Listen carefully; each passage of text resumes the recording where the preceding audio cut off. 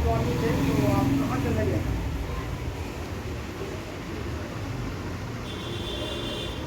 अभी कहाँ पर हैं आप ये बताइए।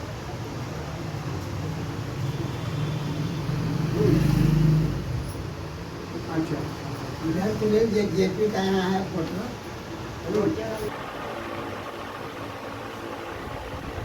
यहाँ बड़ी बैठक चल रही है। बैठक से निकलिए, सीधा मेरे पास दीजिए, उनको दीजिए। इधर दीजिए। हाँ, सीधा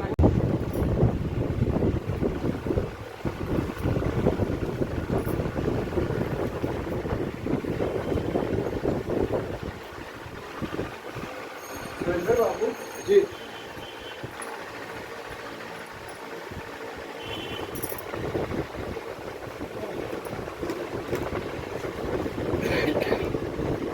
आगे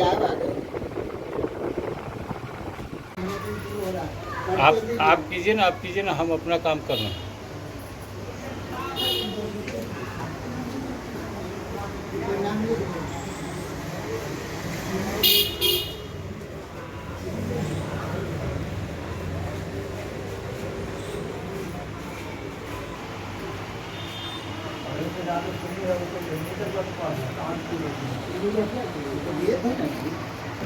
सरवन जी का पूरी चांदी की दुकान है, सरवन जी का।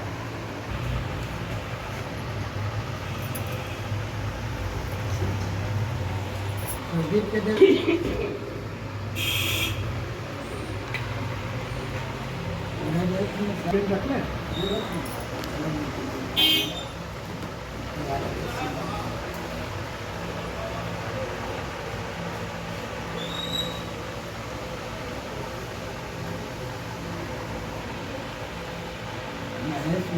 जिनको आप सीएम का घेराव करेंगे, क्या कहना चाहेंगे, किस मांगों को लेकर के आप 5 जून को? देखिए, 5 जून को संपूर्ण क्रांति दिवस है।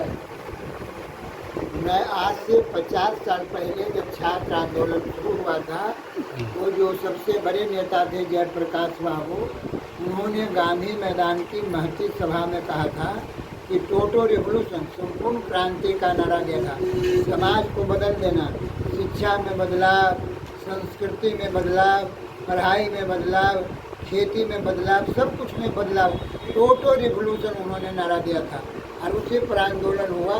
तो याद के दौर पर 5 जून को सरकार की ओर से भी और विपक्ष की माने और भी बहुत संस्थाएं संपूर्ण क्रांति दिवस मनाते हैं। जयप्रकाश बाबू को याद किया जाता है। हम लोग संपूर्ण क्रांति मोर्चा के लोग हर साल जेपी मूर्ति गांधी मैदान जाते हैं, उनके ऊपर फूल माला चढ़ाते हैं और साल भर के संघर्षों का लेखा जोखा लगते हैं और शपथ लेते हैं कि जब तक हम लोग का जीवन रहेगा हम जेपी के अनुयायी हैं। जेपी के कथनानुसार हम लोग संपूर्ण क्रांति का नारा देते रहेंगे। उसमें नारा था संपूर्ण क्रांति नारा है, अब नया बिहार बनाना है। तो पिछले 27 मई को सरदार पटेल भवन में पूरे बिहार के संपूर्ण क्रांति मोर्चा के कार्यकर्ताओं का, नेताओं का 1 दिवसीय सम्मेलन हुआ था। सम्मेलन में 12 सूत्री मांग पत्र पेश किया गया था, पास हुआ 12 प्रस्ताव। अप्रैल को था वहाँ सरदार पटेल भवन में, और उसमें 12 सूत्री प्रस्ताव पास किया गया और 2 प्रोग्राम लिया गया कि 5 जून को जेपी गोलंबर पर इन 12 सूत्री मांग को लेकर मुख्यमंत्री का घेराव होगा। उनसे आग्रह किया जाएगा कि जेपी सेनानियों की बात को आप माने। दूसरा उसमें कार्यक्रम था कि आपातकालीन विरोधी दिवस। इंदिरा गांधी ने 1975 में जब आंदोलन पूरे देश में फैल गया तो 25 की रात में उन्होंने आपातकालीन की घोषणा कर दी और पूरा देश, जो भारत आप देख रहे हैं, उत्तर में कश्मीर है, दक्षिण में कन्याकुमारी है, पूर्वांचल में त्रिपुरा है, नागालैंड है, पश्चिम में कच्छ की खाड़ी है, यह जो भारत माँ की मानचित्र है, इसमें इंदिरा गांधी ने तानाशाही लागू किया। इमरजेंसी आप लिख नहीं सकते थे, आप बोल नहीं सकते थे, आप मीटिंग नहीं कर सकते थे, आप जुलूस नहीं निकाल सकते थे, सभी चीज पर पाबंदी कर दिया। पॉलिटिकल पार्टियों पर प्रतिबंध कर दिया। पटना विश्वविद्यालय छात्र संघ जो हम लोग का ऑफिस था उसको बैन कर दिया और भंग कर दिया गया। और पूरे देश में जो बड़े बड़े नेता थे या जो छात्रों के अगुवाई थे, हम लोग को मिसा में बंद कर दिया गया। खुद हमको मिसा में बंद, हम 23 महीना जेल में रहे। हमारे यहाँ हरनारायण सिंह चंडी के विधायक थे, वो तो 24-25 महीना मिसा में रहे सब। तो पूरे देश में लाखों लोगों को जेल में बंद कर दिया और पेपर नहीं कोई निकाल सकता है, पोस्टर नहीं साट सकता है, जुलूस नहीं। तो जेपी ने कहा, वो बम्बे में थे, उन्होंने एक चिट्ठी लिखी बिहार वासियों के नाम।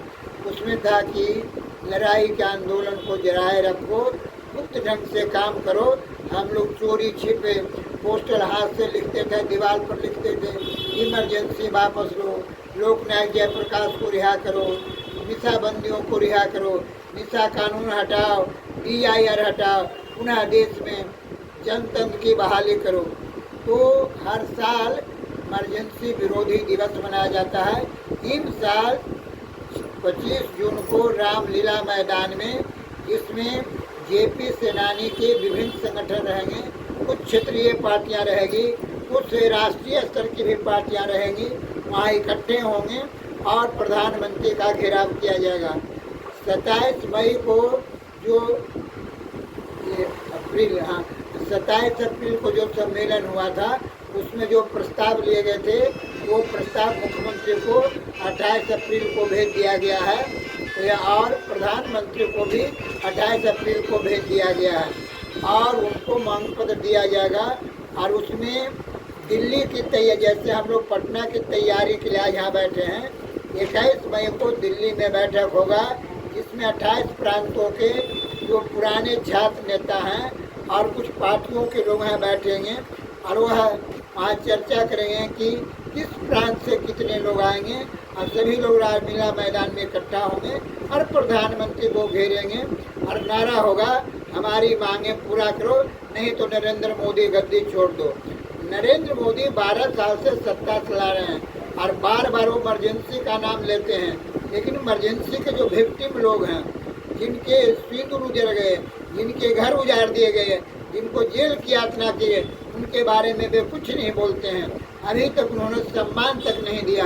करीब 15 राज्यों में जेपी सेनानियों को पेंशन मिलता है, वह भी अधूरे है। ये प्रधानमंत्री कहते हैं एक देश एक कानून, एक देश एक संविधान।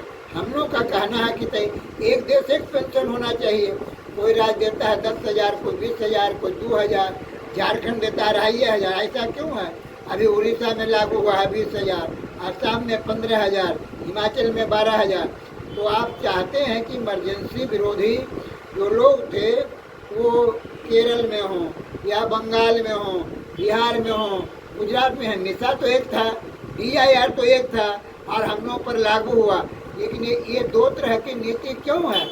नरेंद्र मोदी के ऊपर अभी तक इमरजेंसी के जो लोग जेल में थे या जेल के बाहर थे, उन लोगों के लिए सम्मान भी नहीं दिया है।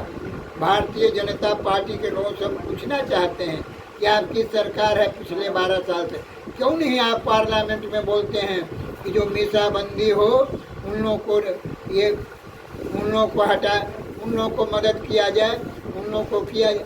तो साथ ही लेला कुर्सी बैठा हुआ कि 5 तारीख को मुख्यमंत्री का घेराव होगा और सवेरे 9 बजे वो आ जाते हैं। इसलिए सुरेंद्र बाबू कहीं रहते कि लोग भोरे आ जाए तो ज़्यादा अच्छा होगा।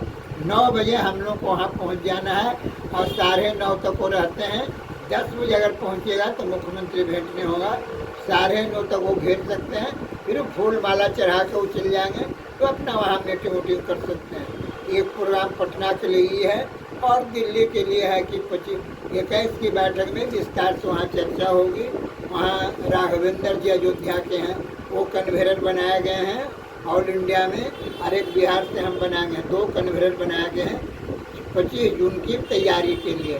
उसमें हर एक प्रांत से लोग आएंगे, अलग अलग झंडे हैं, उद्देश्य हम लोग का एक है, अलग अलग बैनर हैं। पहली बार होगा कि सभी आपातकालीन विरोधी लोग एक जगह इकट्ठा होंगे। और मैं कोई विशेष बात नहीं कहता हूँ, नरेंद्र मोदी से हम लोग की मांग है कि जेल बंदी हों या जेल के बाहर हों, इमरजेंसी के खिलाफ जो लड़े हैं उनको 50,000 रुपया आप दें पेंशन, और उनके परिवार को एक सरकारी नौकरी दें।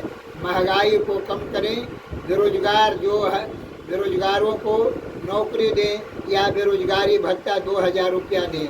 महंगाई पर कंट्रोल करें। भ्रष्टाचार जो ब्लॉक स्तर से लेकर दिल्ली सचिवालय तक अखंड डूबा हुआ है, भ्रष्टाचार पर रोक लगाएं। किसानों के लिए एमएसपी पर कानून बनाओ, किसानों को उपज का उचित मूल्य दो, और उसके बाद है वृद्धा पेंशन 3,000 रुपया करो। कि वोट देने का अधिकार इलेक्शन कमीशन से है कि 15 साल के लड़का लड़की को वोट देने का अधिकार दो, और चुनाव का पूरा खर्च इलेक्शन कमीशन बहाल करे। पड़ोसी देश में रहा, वह बांग्लादेश हो, बर्मा हो, लंका हो, चीन हो, पाकिस्तान हो, अफगानिस्तान हो, ये केंद्र में मंत्री हैं नरेंद्र मोदी, अमित शाह और राजनाथ सिंह से आग्रह पहले भी हम लोग किए हैं कि पड़ोसी देशों से आप सीधे बातचीत करें, और जो बॉर्डर का मामला है बातचीत से हल करें। लड़ाई से कोई फायदा नहीं है। लड़ाई से गरीब लोग और मध्यम वर्ग के लोग मारे जाते हैं, कर्फ्यू हो जाता है, ब्लैकआउट होता है। इसमें सिर्फ अमीर लोग हैं, उन्हीं को फायदा हो। आप पाकिस्तान की लड़ाई देखिए, बांग्लादेश की लड़ाई देखिए, चीन से लड़ाई देखिए। जब जब लड़ाई हुआ है महंगाई पूरा बढ़ गया है। तो इन्हीं सब बातों को शिक्षा में सुधार किया जाए, शिक्षा रोजगार मुखी किया जाए।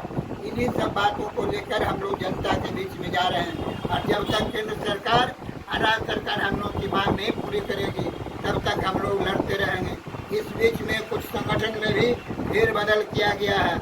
ये कुमार अनुपम को राष्ट्रीय सचिव बनाया गया है, और सुरेंद्र जी जो बैठे हैं इनको दक्षिण बिहार का कार्यकारी अध्यक्ष बनाया गया है। धर्मेंद्र जी को जो बेगूसराय के आने वाले हैं वो उत्तर बिहार के कार्यकारी अध्यक्ष रहेंगे, और पूरे बिहार के कार्यकारी अध्यक्ष बनाए हैं शंभू प्रसाद सिंह, वो छपरा के रहने वाले हैं। और ये रमाकांत पांडे को बिहार का संरक्षक बनाया गया है। अभी भी हम लोग के यहाँ ये वो पद खाली है। ओम प्रकाश मेहता जो राष्ट्रीय महासचिव थे वह काफ़ी बीमार हैं, और वे वहाँ बंगलोर में इलाज करें, उनका फोन आया है, उनको छुट्टी चाहिए। और वो पद के लिए हम लोग ये बहुत जल्द ही ऐसे साथी को खोजेंगे क्योंकि पूरे देश का दौरा करें, उनको राष्ट्रीय महासचिव बनाया जाएगा। ये सब के कहा कि मैं अपनी बातों को विराम देता हूँ। ब्रह्मदेव पटेल, जेपी सेनानी, संपूर्ण क्रांति मोर्चा के राष्ट्रीय अध्यक्ष, और लव कुश मंच के बिहार के अध्यक्ष, जन मोर्चा के अध्यक्ष। जय हिंद, जय भारत।